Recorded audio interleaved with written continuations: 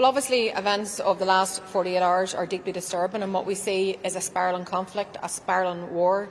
and things are really getting out of control. I think first and foremost we're ultimately concerned about Irish citizens, British citizens, those that have been travelling to the Middle East, those that have made their home, and our first concern is their safety and getting them extracted from what is a potentially very dangerous and catastrophic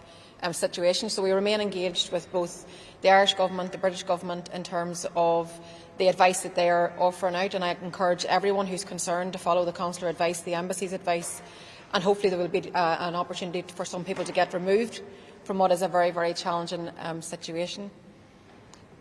I think any of us reflecting on the last 48 hours can only be seriously alarmed about a war that has started, and where does this all end? A war that should never have begun, but a war that now needs to be ceased. What we need to see is dialogue, what we need to see is respect for international law, and unfortunately that is not the case at this moment in time, but I certainly make that case very strongly that we need to see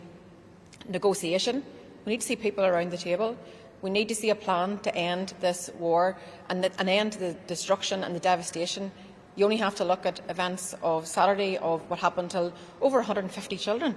in Iran, and then what's spilled out even from that, more loss of life, more death and destruction. I want to see this come to an end. I fundamentally disagree with the British Government's approach, the fact that they have now joined this reckless war, and I've made that very clear to them as well. But I will continue to engage in terms of humanitarian issues, in terms of trying to get people safely removed and back home with their loved ones.